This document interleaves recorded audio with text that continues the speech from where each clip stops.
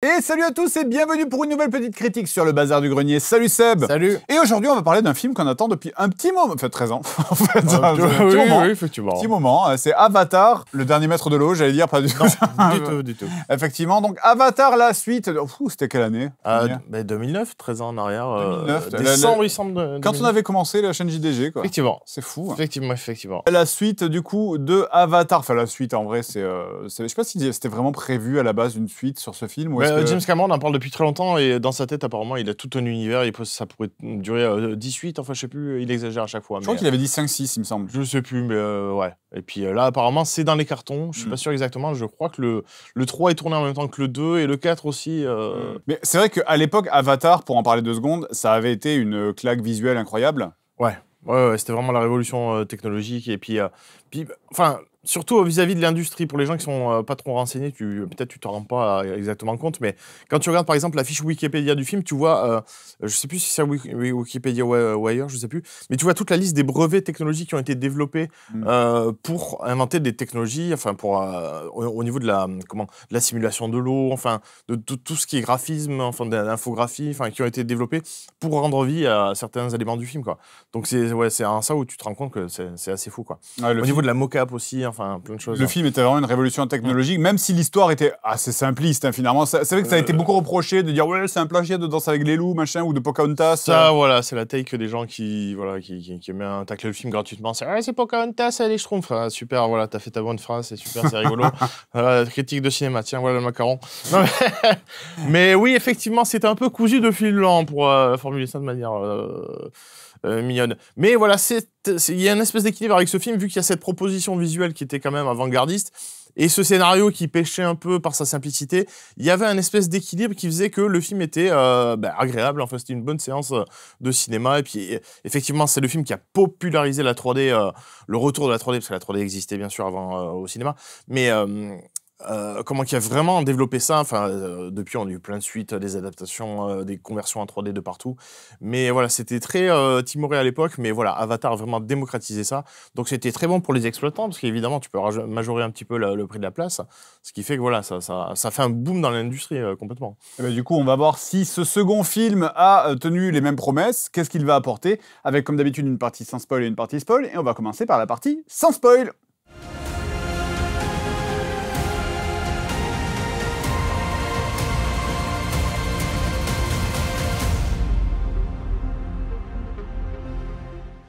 Ok, parti sans spoil. Donc, le film se passe des années après le premier. Jake Sully, donc évidemment dans son corps d'avatar toujours, et Neytiri ont une famille maintenant. C'est vraiment les 3 premières minutes du film, hein, calmons-nous, c'est pas du spoil. Ils ont une famille, ils ont des enfants. On va pas rentrer trop dans le détail de qui fait quoi, qui est qui, d'où vient qui, machin, etc. Ça serait peut-être un peu du spoil.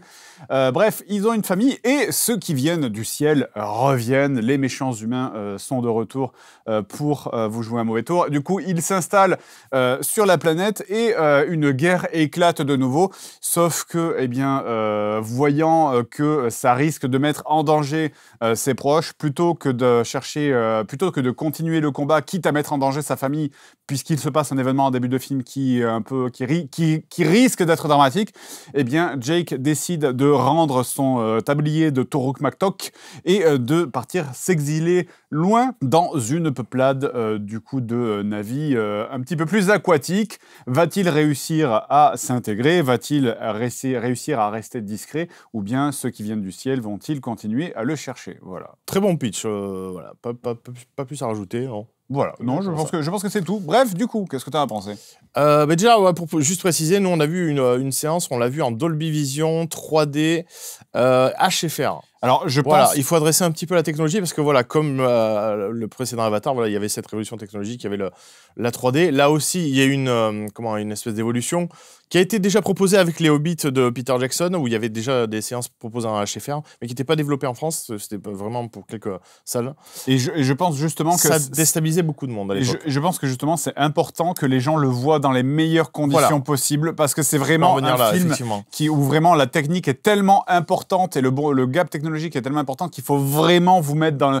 Allez, même si vous devez rouler, nous on a roulé 35 minutes, hein, on est allé jusqu'à Rennes pour le voir. Effectivement. Il faut vraiment le voir dans les meilleures conditions possibles, ne vous gâchez pas ça. Il y a Dolby Vision, il y a, je crois que il y a les salles Ice aussi qui proposent ça chez CGR. Enfin bref, trouvez, ouais, voilà. Même si voilà, le billet sera un peu plus coûteux, voilà, ce film-là le mérite en tout cas. Ça vaut le coup. Et effectivement, je pense, enfin pour l'instant on l'a vu que dans ces conditions-là, mais si tu le vois dans des mauvaises conditions avec une 3D un peu faiblarde, ça peut te nuire un peu l'expérience, je pense. Parce que le film est assez long, il fait 3h10. Oui. Voilà, donc 3h10 de conditions techniques pas terribles, ça peut être voilà, embêtant. Voilà. Sinon, mon ressenti par rapport au film, eh bien, comment dire, je choisis bien mes mots. Moi, j'ai trouvé ça très cool, quand même. Honnêtement, c'est quand même un très bon film de cinéma à voir au cinéma, où tu fais vraiment la démarche de sortir de chez toi pour aller voir un film. C'est très bateau ce que je dis, mais il y a des gens qui vont pas trop au cinéma parce que ça coûte cher, c'est un budget, ça peut être loin. Surtout que là, en plus, si tu le vois dans les bonnes conditions, la place est presque autour de 20 balles, donc c'est cher, c'est pour une famille. Mais je pense que c'est un peu l'événement de l'année. Ça fait 13 ans, voilà, qu'il n'y a pas eu de suite, donc on peut pas dire que c'est la franchise opportuniste qui vient gratter le billet chaque année. Donc, voilà, c'est un bon film de cinéma qui propose une histoire, certes, un peu comme le premier, je trouve, un peu prévisible, un peu cousu de fil blanc, mais le film dure 3h10, il est vraiment généreux dans tous les sens du terme. En termes de visuel, c'est irréprochable. Là, c'est vraiment enfoncer le clou, parce que tout le monde va le dire. Et effectivement, c'est le cas, c'est magnifique, il n'y a pas de souci. Les séquences aquatiques, elles sont bluffantes, c'est hallucinant, et la 3D ajoute quelque chose, enfin... C'est exceptionnel. C'est vraiment une des 3D les plus impressionnantes que j'ai vues ces dernières années, je crois. Et une des mieux réussies d'une manière générale. Une vraie 3D, parce que c'est beaucoup de conversions pour le peu de salles qui proposent la 3D. Les éclairages sont... c'est un truc de fou, la comme c'est bien rendu. Folle, sur les visages, les détails sur la peau, ça fait presque peur. Il y a certains plans où tu dis, waouh, là c'est réaliste. Là on a atteint un palier... c'est compliqué. Ce plan qui était dans le trailer, que voilà, les gens devenaient fous, où on voit les mains d'un Navi, je crois que c'est Jake, il me semble, il est en train de resserrer des liens comme ça, et ce plan, tu le regardes, tu l'isoles, t'as l'impression qu'il est vrai en fait. Il est complètement fou. Tu regardes la simulation de l'eau qui rentre dans les fibres. Je crois qu'il y a 2-3 brevets qui ont été déposés pour ça, parce qu'ils ont inventé la technologie de l'eau qui passe dans des fibres. C'est fou, c'est complètement fou. Donc après, pour ceux qui s'intéressent pas trop à ça, la claque visuelle sera là. Mais si vous vous renseignez, vous êtes un peu intéressé par ce qui se passe dans le milieu de la 3D, c'est la baffe absolue. C'est des sorciers, ce qu'ils ont fait, c'est hallucinant. Je m'intéresse pas spécialement à ça, mais effectivement, pendant à plein de moments du film, il y a un truc, c'est même pas un spoil, mais il y a un moment où tu vois un gros plan sur un ventre, voilà, et tu vois les reflets du soleil sur les poils du ventre. Tu vois, moi j'ai vu même un duvet de poils. On parle du même plan, je pense. Ouais, c'est ça. Et c'est pareil, tu fais, oh, ok, ils sont de ma boule, quoi. C'est complètement fou, c'est hallucinant. Ouais, techniquement, le film est juste... c'est une révolution, il a 10 ans d'avance. Je pense que le film a 10 ans d'avance. C'est le mec qui a doublé tout le monde sur la piste de sprint. Je pense vraiment que ça sera le standard, mais dans 10 ans, ce genre d'effet, pas avant, quoi. Et je te rejoins aussi là-dessus, c'est que c'est vrai qu'après, le scénario est un peu classique. On retrouve même des patterns, j'ai envie de dire. Il y a même un pattern précis dont on parlera en partie spoil. Beaucoup de tropes scénaristiques que tu as revues dans plein de films, dans même Avatar. En fait, il y a même des intrigues qui sont un peu recyclées, je trouve. Il y a complètement une intrigue qui est même majoritairement recyclée. Par contre, ce qui est super intéressant, c'est que le film prend son temps vraiment pour être contemplatif et sensoriel. C'est-à-dire que là où un autre film d'une autre boîte aurait... Notamment, il y a un passage au milieu où ils arrivent, je vous ai parlé, ils arrivent dans une nouvelle société avec des nouveaux navires, machin, etc. Et ils apprennent à s'intégrer, en gros, pour résumer. Il y a un passage où, typiquement, ce genre de passage, dans n'importe quel autre film, aurait été juste expédié en 10 minutes pour faire dire, au début, ils galèrent, puis après, ça va un montage avec de la musique. Exactement. où on t'aurait mis ça en 10 minutes, enfin, ça fait des mois qu'on est là, et maintenant, on est bien intégrés, on connaît toutes les coutumes et les us, tu vois. Et ben là, non. Là, le film, il se met en pause, et pendant 40 minutes, t'as 40 minutes de plan où les mecs, ils ramassent du sable et ils jouent avec les poissons. Je crois que c'est ma partie préférée du film, en fait. Parce que pour moi, c'est important de vraiment développer les personnages, surtout que là, il y en a plusieurs, parce qu'on a parlé de toute la... Ouais, voilà. Il y en a beaucoup. Toute le clan se lie, mais il y a plusieurs personnages. Et chacun a droit à son arc, en fait, à son développement, et tu le suis, voilà, dans ses aventures, dans comment il évolue dans cette nouvelle tribu, comment il s'intègre et tout. Et c'est passionnant. Moi, j'ai trouvé ça trop bien. Et puis, ouais, évidemment, on est dans un setup, parce qu'on est vraiment dans un coin paradisiaque de Pandora. C'est pas le côté menaçant de la forêt. Donc là, avec cette espèce de lagon, ce qu'on voit dans les trailers, avec les espèces de montagnes en forme de côte de porc. Enfin, je sais pas comment dire. Oui, de ribs. De ribs, exactement. Voilà, c'est absolument magnifique. Donc voilà, t'as pas la sensation de perdre du temps, en fait. Au contraire. Tu gagnes en empathie, et tu as envie de suivre les personnages, et ce qui fait que à la fin du film, tu as du payoff quand il y a des dénouements. Voilà, j'en dirai pas plus. C'est vrai, on en parlera en partie spoil. Mais c'est vrai qu'effectivement, le film prend son temps à tous les niveaux, et même si ça a duré 3h16, je crois même d'ailleurs, je ne dirais pas que je ne l'ai pas vu passer, quand même, sur la fin, j'étais en mode, ah oui, ça fait longtemps qu'on est là. Ouais, moi j'ai des défauts à soulever, notamment quelques longueurs, pas sur ce passage, mais il y a des longueurs, je trouve, dans le film. Ouais, moi j'ai aussi quelques défauts à soulever, c'est que je trouve que il y a quelques tropes, c'est un peu vraiment les méchants, les méchants. C'est un des pires trucs du film, franchement. C'est ça, et puis c'est vraiment dommage. On en parlera en partie.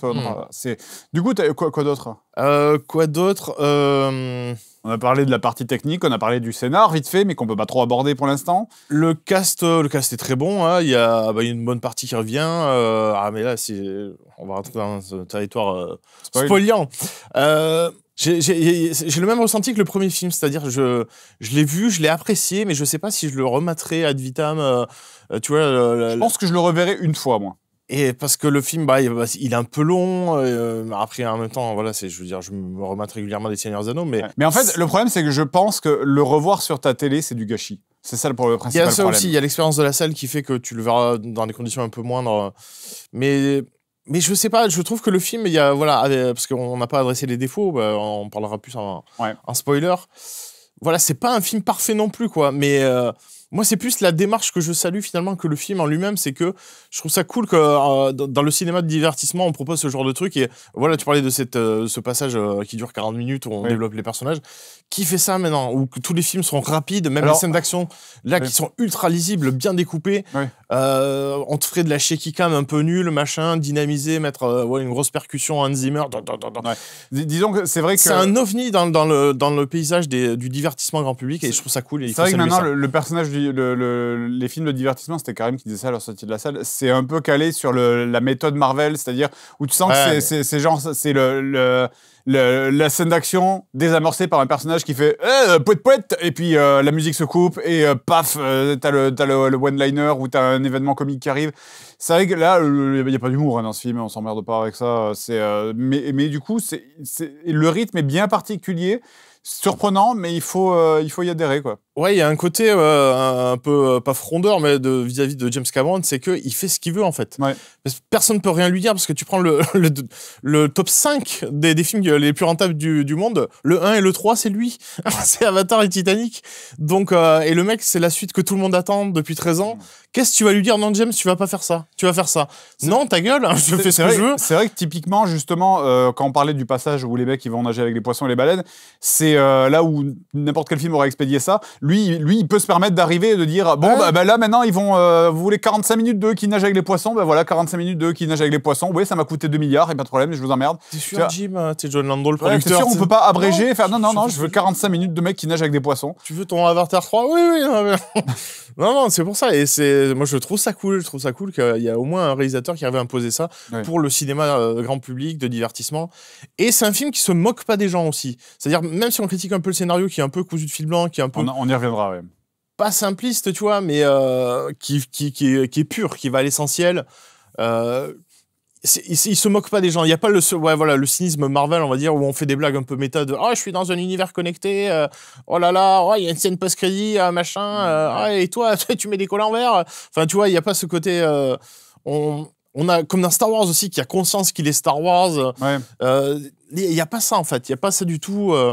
D'ailleurs, sauf sur désolé, je te coupe une dernière fois, sauf des fois je trouve qu'il y a un peu d'autocitation ou alors peut-être c'est inconscient de la part de James Cameron, parce qu'on sent vraiment l'empreinte de Titanic, l'empreinte de Abyss, même dans la musique, je trouve qu'il y a des réminiscences au début d'un peu de Aliens, quand tu vois les vaisseaux arriver.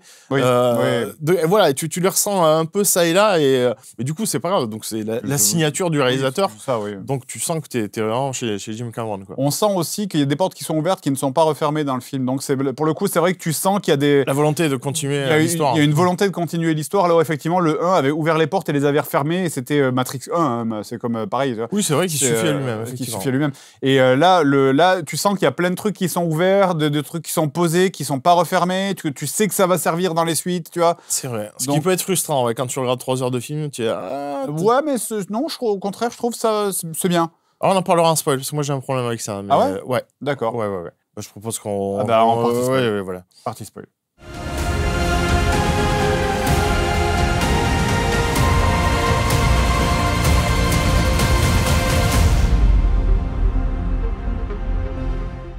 Partie spoil, donc si vous êtes ici, on considère que vous avez vu le film ou que vous vous en fichez d'être spoilé, ce qui serait dommage, quand même. Voilà, encore une fois, on tient à le dire. Même si le scénario, encore une fois, c'est pas le truc principal. Ouais, si je réfléchis, c'est pas ultra dramatique. Si on te spoil des trucs, tu fais... tu vas pas faire ça, non.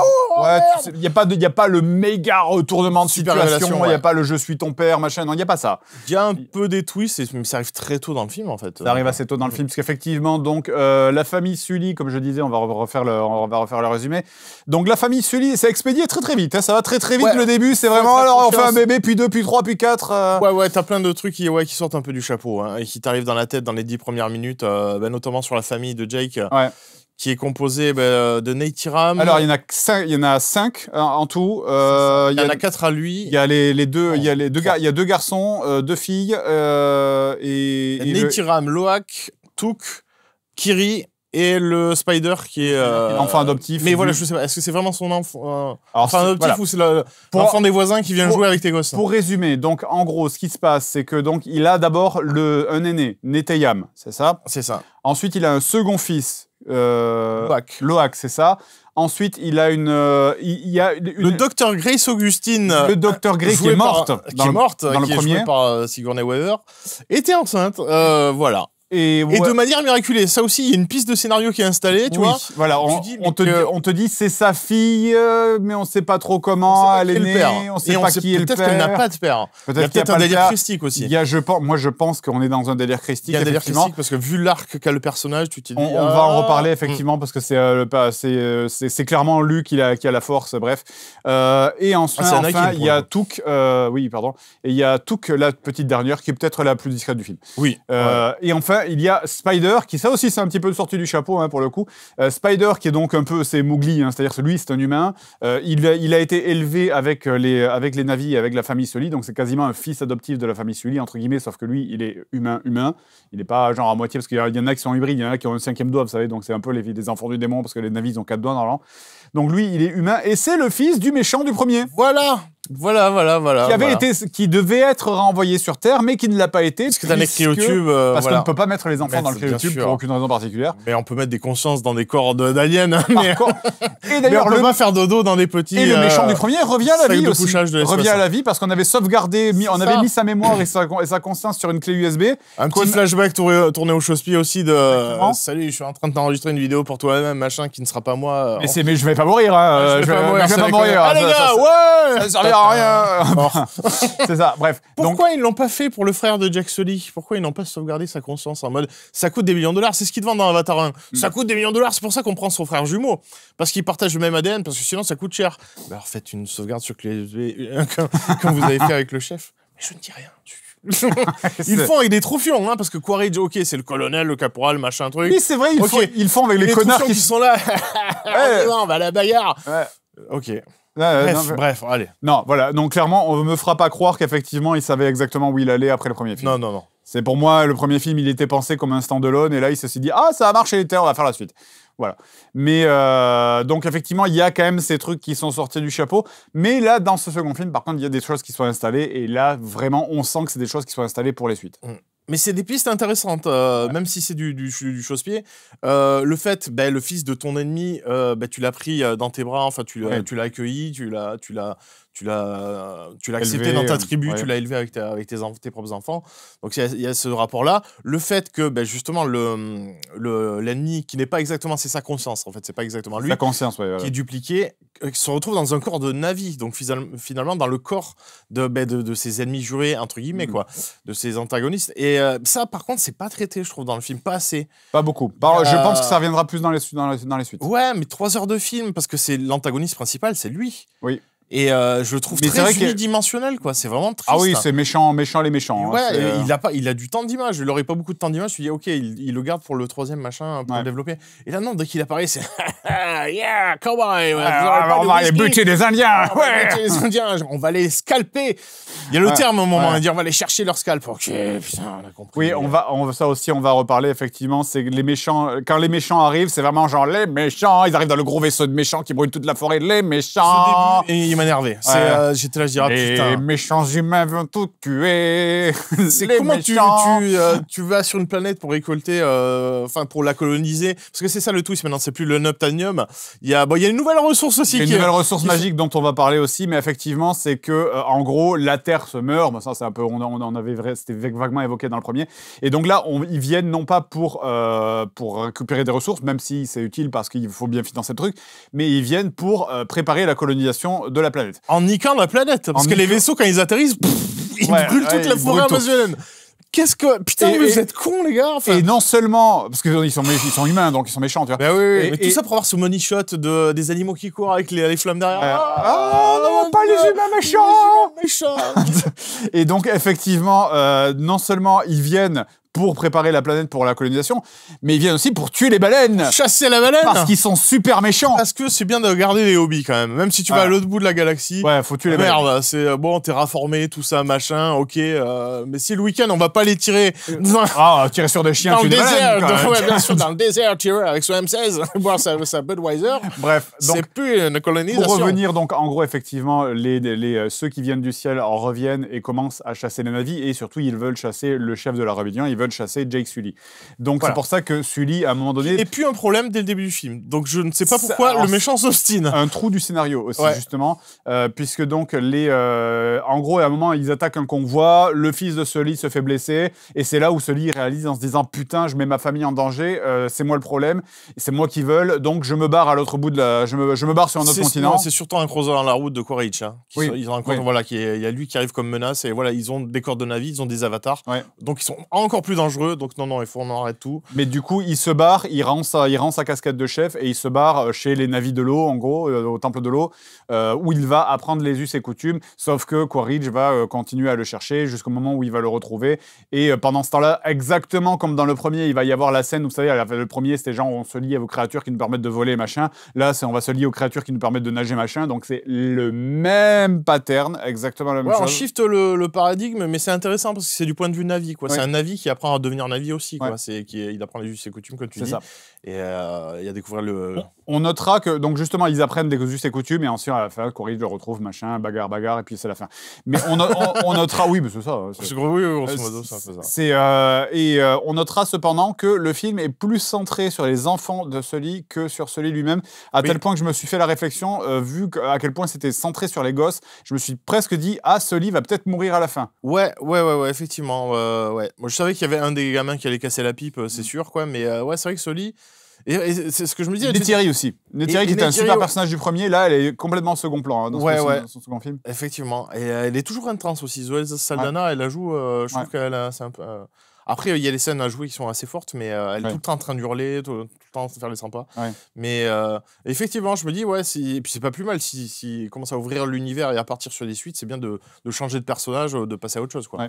Mais oui, voilà. Donc, maintenant qu'on est dans la partie spoil, donc oui, on parlait de la ressource, c'est qu'en gros, les baleines, là, vous savez, les espèces de baleines parce qu'à un moment donné, il y a un des gosses de Sully qui se lie d'amitié avec une baleine qui est un peu rejetée de son clan, etc. Donc, tu te dis, mais où l'ouverture, c'est à ce moment-là, du film, je me disais, attends, ça devient sauver Willy d'un seul coup.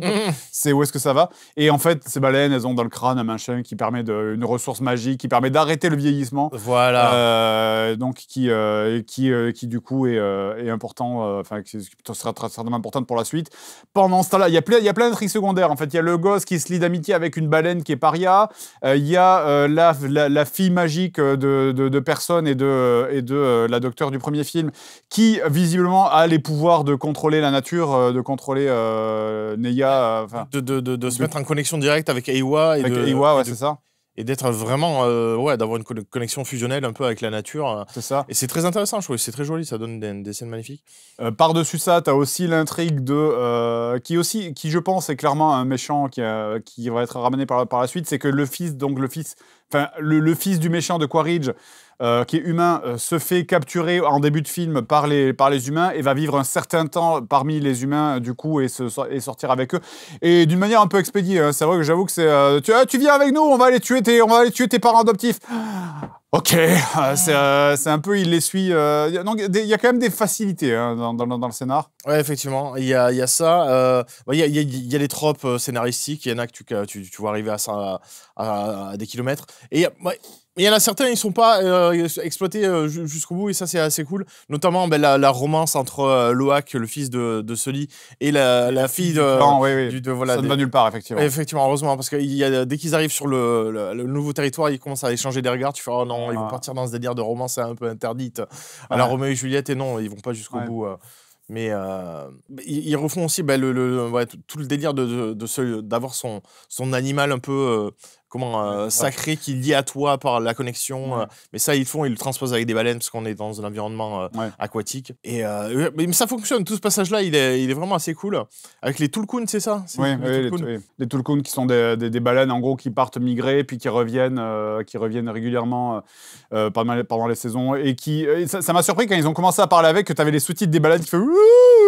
Et bonjour, comment ça va? Alors, il fait beau aujourd'hui. Ça m'a surpris, mais après, je me dis qu'il y a des dauphins, on arrive à communiquer avec et tout, donc allez, c'est plausible, il n'y a pas de souci. Oui, voilà, c'est sûr.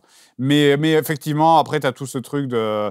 Et tu as aussi ce truc qui est mis, c'est qu'à la fin, tu as Neytiri qui capture le fils de Quaritch, en mode genre, je vais tuer ton fils si tu me rends pas le mien, parce qu'ils ont tous les deux un prisonnier.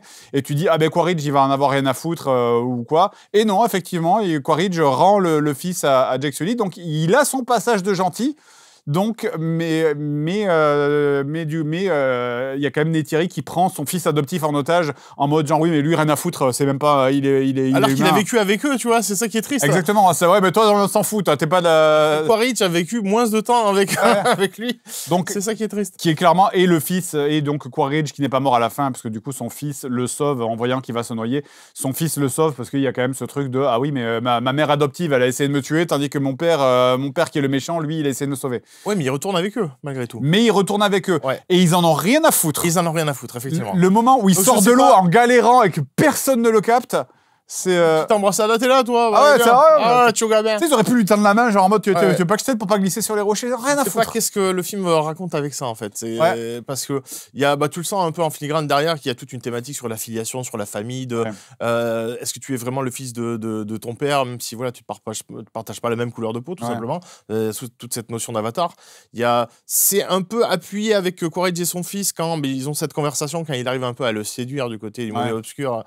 En lui disant que je ne suis pas ton père, j'ai un corps de Na'vi, j'ai sa conscience, mais j'ai ses souvenirs, mais je ne suis pas ton père, quoi. Ouais. Donc on partage, travaillons ensemble, machin truc, mais il arrive à développer ce truc-là parce qu'il y a cette connexion entre les deux, donc voilà, c'est que finalement, qu'est-ce que ça veut dire être père? Qu'est-ce que ça veut dire être fils? C'est les rapports que tu développes avec, ou alors c'est les souvenirs. C'est clairement un truc qui est clairement introduit pour les suites, qui est intéressant effectivement parce que Neytiri, elle a commencé à lui le chlasser en mode rien à foutre. Par contre, ils avaient perdu leur fils juste avant, mais effectivement, lui ne fait pas partie de la famille, c'est clair. Oui, pour elle, non. Donc voilà, qu'est-ce que veut dire le film par rapport à ça? Ça veut dire qu'il ne sera jamais accepté en tant que parce qu'il n'est pas de la même race, effectivement. Alors qu'il y a le film traite aussi ce côté l'aspect bâtard. c'est le terme qu'ils utilisent, vu que tu parlais des 4-5 doigts, vu que ce ne sont pas des navis purs 100%. Donc il y a ce côté un peu racisme, on peut dire, complètement, qui est un peu adressé, qu'il n'y avait pas dans le premier. Je trouve ça intéressant parce que Jake, moi je trouve dans le premier, il est accepté un peu trop rapidement. Quoi. Oui, c'est vrai. Il y a juste le personnage qui est un cliché de non, je veux pas le voir lui, le rival, le fils du chef, machin, qui est là. Mais sinon, à la fin, tout le monde accepte le fait qu'il y ait une espèce d'hybride qui devient le chef de la rébellion, quoi. Donc là, c'est un peu adressé et c'est cool parce que c'est des questions que je me posais. Mais c'est intéressant, effectivement, pour les suites parce que ça donne un côté un peu, le mot est fort, mais un peu raciste à cette famille de navis qui ont pas hésité à vouloir tuer un gamin qui n'est pas de la même couleur qu'eux. Juste pour sauver un des leurs, tu vois ce que je veux dire? Ouais. Et donc, ça peut introduire ça peut rendre les navis un peu plus gris, entre guillemets, dans les films suivants. Surtout Neytiri. Ça peut-être des navis gris, hein, dans le 3. surtout Neytiri, en fait, qui clairement, sur la fin du film, clairement, t'es en mode « Ah ouais, pas très sympa, en fait. Elle est déjà très en retrait pendant tout le film, où clairement, alors que pourtant elle court partout dans les arbres là, dans le premier. Là, elle est clairement devenue femme au foyer dans le deuxième. Elle se bastonne quand même avec son arc à la fin. Mais pendant tout le film, tu la vois pas. Quasiment tout le film, tu la vois pas. C'est centré sur les gosses. On la voit très très peu, effectivement. C'est centré sur les gosses. Mais à la fin, elle se bat et elle se bat avec rage, quoi. Tu sais, vraiment. D'ailleurs, le gosse, le petit humain, Spider, donc le fils, l'humain qui vit parmi les navis, il a peur d'elle. Hein. Il ose pas, quand il la voit, il est en mode « Ah ouais, non, elle est vénère, là, c'est vrai qu'il se cache d'elle, effectivement, il en a peur. Ouais. Donc il y a, je pense, ces notions qui sont introduites pour le film suivant. Et oui, et par contre, ce que je disais en partie no spoil, ce qui me fait peur pour la suite, c'est qu'effectivement, le schéma a été reproduit à l'identique. C'était il faut se lier avec les créatures, pas de l'air, mais cette fois c'est de l'eau. Il faut apprendre à vivre comme les navis. Bon, alors du coup, là, c'est pas l'humain qui vit parmi les navis, mais c'est les navis qui vivent parmi les autres navis. Puis à la fin, les humains, ils arrivent et ils se font péter la gueule, exactement comme dans le premier film, très facilement d'ailleurs. C'est peut-être un truc qui m'a dérangé, c'est les humains sont vraiment très nuls. Ouais, mais après, c'est pas assez. Je crois que c'est juste une escouade de vrais guerriers, enfin, de vrais combattants. Oui, c'est des chasseurs de baleines. Mais il en reste des chasseurs de baleines qui sont réquisitionnés pour le coup, quoi. Certes, mais vraiment, ils se font péter la gueule. Dans le premier, il y a quand même le moment où ils arrivent et ils défoncent l'arbre, tu vois. Ouais, mais là, c'est vraiment les militaires. Ouais. Là, ils se font rouler dessus, mais sans aucune difficulté. Pour la suite, là où on aura vraiment les Marines. Et oui, et voilà, il y a quand même pas mal de choses.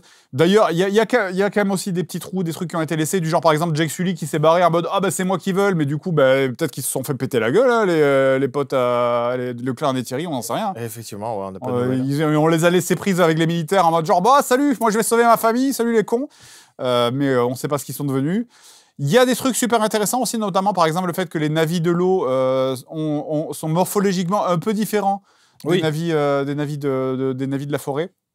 Ils ont une queue plus grande, ils ont des palmes, des bras plus solides, ils ont les yeux pas de la même couleur, un teint un peu plus clair. Donc ils sont beaucoup plus adaptés à leur environnement à eux. C'est intéressant. Et d'ailleurs, tout ce passage où tu apprends à les connaître est intéressant parce que ça permet de montrer la faune et la flore de ce lieu-là. Ça permet de... Il est en train de créer un univers, en fait, Cameron. Il est vraiment en train de créer un univers avec ses propres règles. À ce niveau-là, c'est passionnant. Même si les créatures, ça reste les mêmes... Enfin, tu sens que c'est vraiment la faune... terrienne, mais avec un petit twist. Oui. C'est-à-dire, tu vois, la baleine, mais avec un petit bec comme ça. Et puis le poulpe, il est un peu comme ça. Tu vois, c'est les petites pincées de sel de Dieu qui a fait hop. Évidemment, c'est difficile de réinterpréter la vie. Parce que tu te dis, s'il y a une créature doit nager dans l'eau, le plus facile pour nager dans l'eau, c'est une nageoire. Quoi, tu vois. Ouais, bien sûr. Mais voilà, c'est un peu de bioluminescence aussi, par-ci par-là. D'ailleurs, c'est magnifique, les scènes aquatiques comme ça de nuit. Mais ça marche, ça fait le café. Tu arrives à t'immerger, sans mauvais jeu de mots, dans le monde. Mais voilà, mon petit défaut aussi, c'est que le personnage de Grace est interprété par Sigourney Weaver et c'est une petite gamine, mais c'est l'actrice de 60 ans qui fait le doublage derrière, si vous le voyez en VO. Donc moi, ça m'a un peu... Ça m'a pas plus choqué que ça, mais c'est vrai que tu entends que sa petite sœur qui a 3 ans de moins, elle est en mode... Et elle a fait voilà.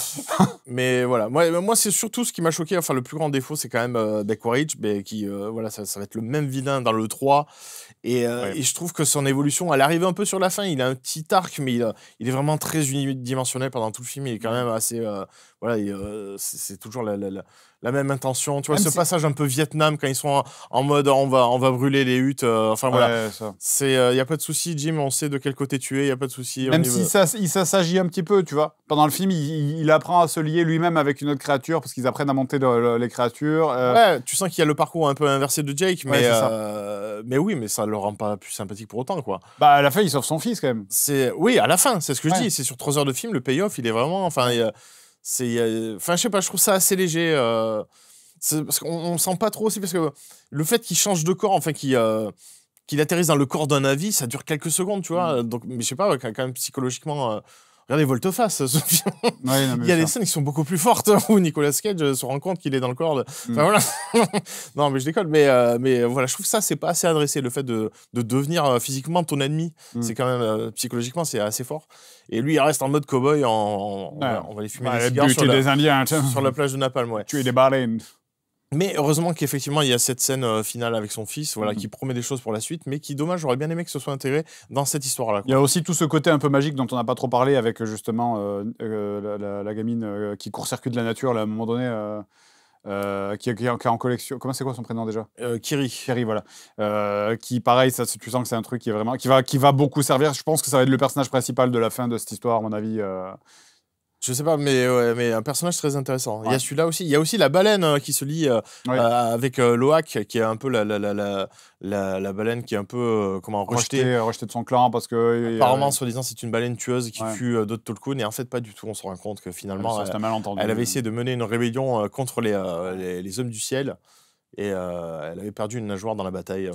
Enfin, voilà, c'est un trope aussi qu'on oui, a déjà vu il y a quelque part, beaucoup de tropes utilisés. Voilà, le truc qui me faisait peur pour la suite, c'est il faudrait pas qu'ils nous fassent genre ah ben on va se déplacer, et maintenant on va aller voir les navires de la montagne dans le désert qui vivent dans un volcan. Tu vois, faudrait pas qu'ils nous refassent la même chose où on fait après le temple de l'eau, c'est le temple du feu, après le temple de la forêt. Tu vois, faut voir ce qu'ils vont faire. Parce qu'effectivement, s'il y a 5 films derrière, ça va se passer ou dans l'eau ou dans la forêt. Tu vois ce que je veux dire ou alors il y a une comédie, c'est-à-dire un navire qui arrive sur Terre et là il va découvrir que la vie n'est pas adaptée au navire.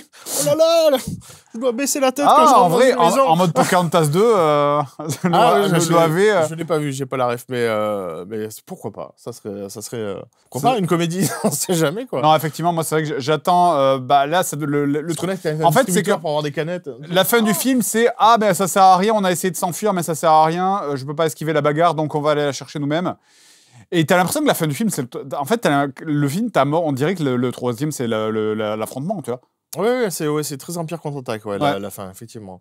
Donc, je sais pas comment ils vont faire pour en faire 3 autres derrière, à moins qu'ils se fassent défoncer, peut-être, qu'il y ait une partie occupation, tu sais, où ils vivent sous occupation, un truc comme ça, qui soit réduit la partie réduite en esclavage, peut-être. Je ne sais pas. Moi, en tout cas, pour revenir sur la globalité du film, moi, j'ai bien apprécié, mais tu vois, ce cliffhanger m'intrigue.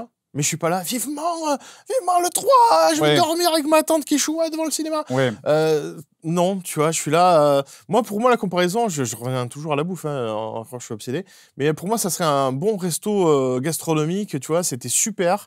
Bonne expérience, tout ça, c'était très bien. Mais après, tu passes à autre chose, tu vois. Je veux dire, 6 mois après, tu dis pas, tu te rappelles ce resto gastronomique, c'était génial.